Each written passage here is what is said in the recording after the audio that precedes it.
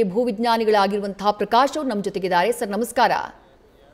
ನಮಸ್ಕಾರ ಸರ್, ಮಂಗಳೂರಿನಲ್ಲಿ ಆಗಿರುವಂತಹ ಈ ಘಟನೆಗೆ ನಾವು ಕೊಡಗು ಭಾಗದಲ್ಲಿ ಗಮನಿಸಿದ್ವಿ ಸರ್. ಕೆಲ ವರ್ಷಗಳ ಹಿಂದೆ ಮಂಗಳೂರಿನಲ್ಲಿ ಗುಡ್ಡ ಕುಸಿತ ಆಗಿರುವುದಕ್ಕೆ ಏನು ಕಾರಣ ಅಂತ ಹೇಳ್ತೀರಿ ಸರ್? ಕಂಟಿನ್ಯೂಸ್ ಆಗಿ ಸುರಿತಾ ಇರುವಂತಹ ಮಳೆಯಿಂದಾಗಿ ಈ ಅವಘಡ ಸಂಭವಿಸಿರಬಹುದಾ ಹೇಗೆ ಅಂತ ಹೇಳಿ?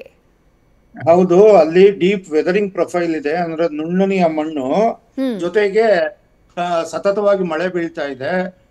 ಮಧ್ಯದಲ್ಲಿ ಬಿಡುವು ಕೊಟ್ಟಿಲ್ಲ. ಬಿಸಿಲು ಬಂದಿದ್ರೆ ಮಣ್ಣು ಸ್ವಲ್ಪ ಒಣಗ್ತಾ ಇತ್ತು, ನೀರು ಡ್ರೈನ್ ಔಟ್ ಆಗಿರೋದು. ಆದ್ರೆ ಸಾಯಿಲ್ ಹೊರೈಸನ್ ನೀರು ಸತತವಾಗಿ ಸೇರಿರೋದ್ರಿಂದ ಅದು ಓವರ್ ಸ್ಯಾಚುರೇಷನ್ ಆಗಿ ಕೊಲಾಪ್ಸ್ ಆಗ್ತಾ ಇದೆ, ಸ್ಲೈಡ್ ಆಗ್ತಾ ಇದೆ. ಈ ರೀತಿಯ ಸಿಚುಯೇಷನ್ಸ್ ಪ್ರತಿ ವರ್ಷ ನಡೀತಾನೆ ಇದೆ. ನಾನು ಹೋದ ವರ್ಷ ಕೂಡ ಒತ್ತಿ ಹೇಳಿದ್ದೆ, ಆದ್ರೆ ಅದು ಗಮನ ಕೊಟ್ಟಿಲ್ಲ. ನೋಡಿ, ಮಾಧವ್ ಗಾಡ್ಗಿಲ್ ರಿಪೋರ್ಟ್ ಮತ್ತು ಕಸ್ತೂರಿ ರಿಪೋರ್ಟ್ ಬಗ್ಗೆ ಮಾತಾಡ್ತಾರೆ, ವೆಸ್ಟರ್ನ್ ಘಾಟ್ಸ್ ಬಗ್ಗೆ. ನಾನು ಮತ್ತೊಮ್ಮೆ ಒತ್ತಿ ಹೇಳ್ತಾ ಇದ್ದೀನಿ, ಅದು biological assessment of western Ghats. ಈಗ ಆಗ್ಬೇಕಾಗಿರೋದು ಜಿಯಾಲಜಿಕಲ್ ಅಸೆಸ್ಮೆಂಟ್. GSIನವರು ಎಲ್ಲೆಲ್ಲಿ ಸಮಸ್ಯೆ ಕಂಡಿದೆಯೋ ಅಲ್ಲಿ ಸ್ಟಡಿ ಮಾಡಿ ಅಸೆಸ್ಮೆಂಟ್ ರಿಪೋರ್ಟ್ ಕೊಟ್ಟಿದ್ದಾರೆ, ಹಜಾರ್ಡ್ ಝೋನ್ಸ್ ಐಡೆಂಟಿಫೈ ಮಾಡಿದ್ದಾರೆ. ಅದು ಬಿಟ್ಟು ನೂರಾರು ಜಾಗಗಳಿವೆ, ಗುಡ್ಡದ ಪಕ್ಕದಲ್ಲಿ ಮನೆ ಕಟ್ಕೊಂಡಿದ್ದಾರೆ, ಊರುಗಳು ಕಟ್ಕೊಂಡಿದ್ದಾರೆ. ಆದ್ರೆ ಸ್ಲೈಡಿಂಗ್ ಆಗುವ ಚಾನ್ಸ್ ಎಲ್ಲಿದೆ, ಕಂಪ್ಲೀಟ್ ಆಗಿ ಅಸೆಸ್ ಮಾಡಬೇಕು. ಇದಕ್ಕೆ ಒಂದು ಜಿಯಾಲಜಿಸ್ಟ್ ನೇತೃತ್ವದಲ್ಲಿ ಒಂದು ಜಿಯಾಲಜಿಕಲ್ ಸ್ಟಡಿ ಮಾಡಿಸ್ಬೇಕು. ಅದು ಬಿಟ್ಟು ಈ ರೀತಿಯ ಮಾಧವ್ ಗಾಡ್ಗಿಲ್ ರಿಪೋರ್ಟ್ ಪ್ರತಿ ವರ್ಷ ರಿಪೋರ್ಟ್ ಮಾಡ್ತಾ ಇದ್ರೆ ಅದು ಬಯೋಲಾಜಿಕಲ್ ಅಸೆಸ್ಮೆಂಟ್. ಈಗಾಗಿರೋದು ಜಿಯಾಲಜಿಕಲ್ ರೀಸನ್ಗೆ ದುರಂತ. ಅಲ್ಲಿ ಎಷ್ಟು ಡೀಪ್ ವೆದರ್ ಪ್ರೊಫೈಲ್ ಇದೆ, ಸ್ಲೋಪ್ ಏನಿದೆ, ರಾಕ್ಸ್ ಯಾವ ರೀತಿ ಇವೆ, ಅಂಡ್ ಬೇರೆ ಕಾಂಟ್ರಿಬ್ಯೂಟಿಂಗ್ ಫ್ಯಾಕ್ಟರ್ಸ್ ಏನಿದೆ ಲ್ಯಾಂಡ್ ಸ್ಲೈಡ್ಸ್ಗೆ, ಅದನ್ನೆಲ್ಲ ಅಸೆಸ್ ಮಾಡಿ ಅಂಡ್ ನಿಯರ್ ಬೈ ಸೆಟಲ್ಮೆಂಟ್ಸ್ ಇದ್ರೆ, ಡೇಂಜರ್ ಇದ್ರೆ ಆ ಸೆಟಲ್ಮೆಂಟ್ಸ್ ನ ತಕ್ಷಣ ಶಿಫ್ಟ್ ಮಾಡಿಸ್ಬೇಕು. ಸರ್ಕಾರ ಕ್ರಮ ತಗೊಬೇಕು. ಈ ರೀತಿ ದುರ್ಘಟನೆ ನಡೆದಾಗ ಸಂಬಂಧಪಟ್ಟ ಮಂತ್ರಿಗಳು ಕಣ್ಣೀರು ಸುರಿಸ್ಬಿಟ್ಟು ಮಾಡ್ತೀವಿ, ಕ್ರಮ ತಗೊಂತೀವಿ ಅಂತ ಹೇಳ್ಬಿಟ್ಟು ಮುಂದಿನ ವರ್ಷದ ತನಕ ಮರೆತು ಬಿಡ್ತಾರೆ. ಮುಂದಿನ ವರ್ಷ ಈ ರೀತಿ ಘಟನೆ ಆದಾಗ ಮತ್ತೆ ಎಚ್ಚೆತ್ಕೊಂತಾರೆ. ಇನ್ ಬಿಟ್ವೀನ್ ಏನೂ ಆಗಿರಲ್ಲ. ಇದು ಸರ್ಕಾರದ ನಿರ್ಲಕ್ಷ್ಯ. ಇದು ಸರ್ಕಾರ ಪ್ರಾಪರ್, ನಾನು 10 ಸಾರಿ ಹೇಳಿದ್ದೀನಿ ಕಳೆದ 4-5 ವರ್ಷಗಳಿಂದ, ಜಿಯಾಲಜಿಕಲ್ ಅಸೆಸ್ಮೆಂಟ್ ಮಾಡಿಸಿ GSI ರಿಪೋರ್ಟ್ಸ್ ಜೊತೆಗೆ ಇನ್ನುಳಿದ ಡೇಂಜರ್ ಪ್ಲೇಸ್ಗಳಲ್ಲಿ ಸ್ಟಡಿ ಮಾಡಿಸಿ ಶಿಫ್ಟ್ ಮಾಡಿಸಿ ಆಲ್ಟರ್ನೇಟಿವ್ ಲೊಕೇಶನ್ಸ್ ಕೊಡಿ ಸೆಟಲ್ಮೆಂಟ್ಸ್ಗೆ ಅಂತ ಕೇಳ್ತಾ ಇಲ್ಲ. ಇದಕ್ಕೆ ನೇರವಾಗಿ ಸರ್ಕಾರನೇ ಹೊಣೆ. ನಾವು ಹೇಳ್ತೀವಿ, ಮಳೆಗೆ ನಾವು ದೂಷಣೆ ಕೊಟ್ಟು ಏನು ಪ್ರಯೋಜನ ಇಲ್ಲ. ಮಳೆ ಆಗ್ತಾ ಇರುತ್ತೆ, ಪ್ರಕೃತಿ ತನ್ನ ಕೆಲಸ ಮಾಡ್ತಾ ಇರುತ್ತೆ, ಬೆಟ್ಟಗಳ ಇಳಿಜಾರು ಇದ್ದೇ ಇದೆ, ಮಣ್ಣಿನ ಪದರಗಳು ಇದ್ದೇ ಇದೆ, ಪ್ರತಿ ವರ್ಷ ಇದು ನಡೆಯುತ್ತೆ. ಆದ್ರೆ ಕ್ರಮ ತಗೊಬೇಕಾಗಿರೋದು ಜನಗಳು ಮತ್ತು ಸರ್ಕಾರ. ಸರ್ಕಾರ ವೈಜ್ಞಾನಿಕ ರೀತಿನಲ್ಲಿ ಇದನ್ನ ಅಧ್ಯಯನ ಮಾಡಿಸಿ ಆಲ್ಟರ್ನೇಟಿವ್ ಏನಿದೆ ಅದನ್ನ ಸೊಲ್ಯೂಷನ್ಸ್ ಕಂಡುಕೊಬೇಕಾಗಿದೆ. ವೈಜ್ಞಾನಿಕ ಅಧ್ಯಯನ ಅಂದ್ರೆ ಭೂವೈಜ್ಞಾನಿಕ ಅಧ್ಯಯನ, ಬಯೋಲಾಜಿಕಲ್ ಅಸೆಸ್ಮೆಂಟ್ ಅಲ್ಲ. ನಾನು ಮತ್ತೆ ರಿಪೀಟ್ ಮಾಡಿ ಹೇಳ್ತೀನಿ, geological assessment of all the areas ಮಾಡಿಸಿ. ನಿಮಗೆ ಉತ್ತರ ಕನ್ನಡದಿಂದ ಕೊಡಗು ತನಕ ಏನ್ ವೆಸ್ಟರ್ನ್ ಘಾಟ್ಸ್ ಇದೆ, ವೆಸ್ಟರ್ನ್ ಸ್ಲೋಪ್ ಮತ್ತು ಈಸ್ಟರ್ನ್ ಸ್ಲೋಪ್ ಮತ್ತು central part of the western Ghats ಏನಿದೆ ಅದನ್ನ ವಲ್ನರಬಿಲಿಟಿ ಸ್ಟಡಿ ಮಾಡಿಸಿ, ಎಲ್ಲಿ ಡೇಂಜರ್ ಇದೆ, ಹಜಾರ್ಡ್ ಇದೆ, ಆ ಜಾಗಗಳಲ್ಲಿ ಮನೆಗಳನ್ನ, ಊರುಗಳನ್ನ ತಕ್ಷಣ ಶಿಫ್ಟ್ ಮಾಡಿಸಿ.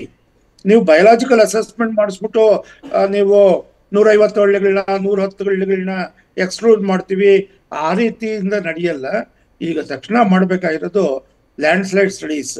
ಕೊಡಗುನಲ್ಲಾಗಿದೆ, ದಕ್ಷಿಣ ಕನ್ನಡ, ಉತ್ತರ ಕನ್ನಡದಲ್ಲೂ ಕೂಡ ಕೆಲವು ಭಾಗಗಳಲ್ಲಾಗಿದೆ. ಆದ್ರೆ GSI ವಿಜ್ಞಾನಿಗಳು ಎಲ್ಲಿ ದುರಂತ ನಡೆಯುತ್ತೋ ಅಲ್ಲಿಗೆ ಹೋಗಿ ಅಧ್ಯಯನ ಮಾಡಿ ಒಂದು DC ರಿಪೋರ್ಟ್ ಕೊಡ್ತಾರೆ.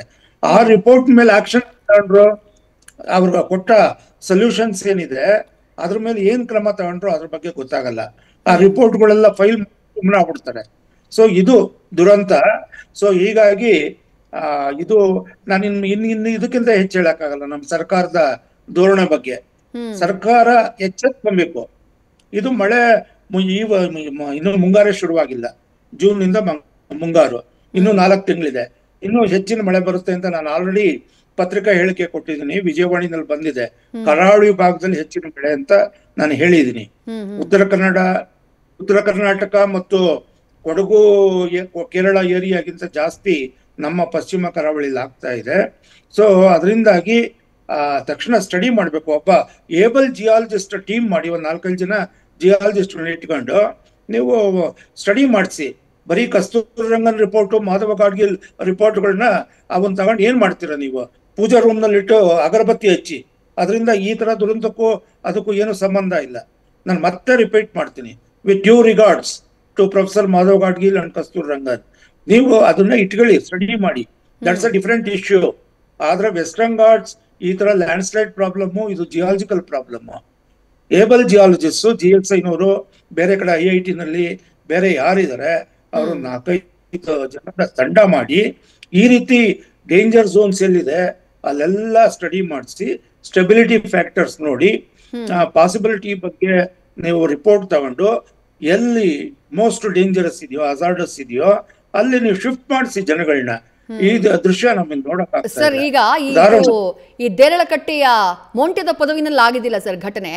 ಆ ಮನೆ ಏನಿದೆ, ಆ ಮನೆಯ ಹಿಂಭಾಗದಲ್ಲಿರುವಂತಹ ಗುಡ್ಡದ ಮೇಲ್ಭಾಗದಲ್ಲಿ ಕೆಲ ದಿನಗಳ ಹಿಂದೆ ರಸ್ತೆ ಕಾಮಗಾರಿಯನ್ನ ಮಾಡಿದ್ರಂತೆ ಸರ್.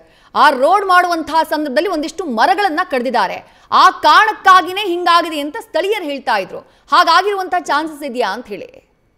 ಖಂಡಿತ. ನೋಡಿ, ಸ್ಲೋಪ್ ಏನಿದೆ ಸ್ಟೇಬಲ್ ಆಗಿರುತ್ತೆ ನ್ಯಾಚುರಲ್ ಸೆಟ್ಟಿಂಗ್ ನಲ್ಲಿ. ಆದ್ರೆ ಅದನ್ನು ಡಿಸ್ಟೆಬಿಲೈಸ್ ಮಾಡಿದ್ರೆ, ನೀವು ರೋಡ್ ಅಲೈನ್ಮೆಂಟ್ ಮಾಡಿದ್ರೆ ಅಥವಾ ಮರಗಳು ಡಿಸ್ಟರ್ಬ್ ಮಾಡಿದ್ರೆ ಸಾಯಿಲ್ ಝೋನ್ ಡಿಸ್ಟರ್ಬ್ ಆಗುತ್ತೆ. ಸೊ ಹೆಚ್ಚು ನೀರು ಒಳಗೆ ಆಗುತ್ತೆ, ಅದು ಮೂವ್ಮೆಂಟ್ ಕೊಡುತ್ತೆ, ಲೂಬ್ರಿಕೆಂಟ್ ತರ. ಈ ಸಂದರ್ಭಗಳಲ್ಲಿ ಮಣ್ಣಿನೊಳಗಡೆ ನೀರು ಲೂಬ್ರಿಕೆಂಟ್ ತರ ವರ್ಕ್ ಮಾಡುತ್ತೆ, ಮೂಮೆಂಟಮ್ ಸಿಗುತ್ತೆ. ಸೊ ಒಂದ್ಸರಿ ಜಾರಕ್ ಶುರು ಮಾಡಿದ್ರೆ ಅದು ಕಂಟಿನ್ಯೂಸ್ ಆಗಿ ಜಾರ್ಬಿಡುತ್ತೆ ನೀರು ಹೆಚ್ಚಾದಾಗ. ಅಂಡ್ ಅರ್ಧ ಈ ವರ್ಷ ಆಗಿರ್ಬೋದು, ಮುಂದಿನ ವರ್ಷ ಇನ್ನರ್ಧ ಆಗುತ್ತೆ. ಹೀಗೆ ಕಂಟಿನ್ಯೂಸ್ ಆಗಿ ಲ್ಯಾಂಡ್ ಸ್ಲೈಡ್ಸ್ ಆಗ್ತಾ ಇರುತ್ತೆ. ಆದ್ರೆ ಪ್ರತಿ ವರ್ಷ ಕ್ರೀಪ್ ಇರುತ್ತೆ. ಕ್ರೀಪ್ ಅಂದ್ರೆ ಮರ ನೇರವಾಗಿರ್ಬೇಕು, ಆದ್ರೆ ಒಂದ್ 5 ಡಿಗ್ರಿ 10 ಡಿಗ್ರಿ ವಾಲ್ ಇದ್ರೆ ಆ ಏರಿಯಾದಲ್ಲಿ ಕ್ರೀಪ್ ಆಗ್ತಾ ಇದೆ ಅಂತ. ಅದನ್ನ ಇವತ್ತಲ್ಲ ನಾಳೆ ಖಂಡಿತ ಸ್ಲೈಡ್ ಆಗುತ್ತೆ ಅಂತ ತಿಳ್ಕೊಂಡು ಅಲ್ಲಿ ಮನೆಗಳನ್ನೆಲ್ಲ ಶಿಫ್ಟ್ ಮಾಡ್ಬೇಕು. ಶಿಫ್ಟಿಂಗ್ ಕೆಲಸ ಆಗ್ಬೇಕು. ಕೊಡಗಿನಲ್ಲಿ 19ರಲ್ಲಿ ದುರಂತ ಆಗುತ್ತೆ ಅಂತ ನಾನು ಹೇಳಿದ್ದೆ, 18 ತರನ ರಿಪೀಟ್ ಆಗುತ್ತೆ ಅಂತ. ತಕ್ಷಣ 500 ಮನೆಗಳವರು ತಾವೇ ಖಾಲಿ ಮಾಡ್ಕೊಂಡು ಬೇರೆ ಕಡೆಗೆ ಹೋದ್ರು. ಅಲ್ಲಿ ಜನ ಪ್ರಾಣ ಉಳಿಸ್ಕೊಂಡ್ರು. ಸೊ ಜನಗಳು ಕೂಡ ಎಚ್ಚೆತ್ಕೊಬೇಕು, ಜೊತೆಗೆ ಸರ್ಕಾರ ಕೂಡ ಕ್ರಮ ತಗೊಬೇಕು, ತುರ್ತು ಕ್ರಮಗಳು ತಗೊಬೇಕು, ಎಮರ್ಜೆನ್ಸಿ ತರ. ಇದು ನೆಗ್ಲೆಕ್ಟ್ ಮಾಡ್ತಾ ಹೋದ್ರೆ ಇನ್ನು ಮುಂದೆ ಇನ್ನೂ ದೊಡ್ಡ ದುರಂತ ಕಾದಿದೆ. ಈ ತರ 100 ಜಾಗಗಳು, ಗುಡ್ಡದ ಪಕ್ಕದಲ್ಲೇ ಮನೆಗಳಿವೆ, ಊರುಗಳಿವೆ. ಆ ಗುಡ್ಡಗಳು ಒಂದಲ್ಲ ಒಂದಿನ ಸ್ಲೋಪ್ ಜಾಸ್ತಿ ಇರೋ ಕಡೆ ಜಾರ್ತವೆ. ಆದ್ರೆ ನಾವು ಅದರಿಂದ ದೂರ ಇರಬೇಕು, ಆ ವಲಯದಿಂದ ನಾವು ದೂರ ಇರಬೇಕು.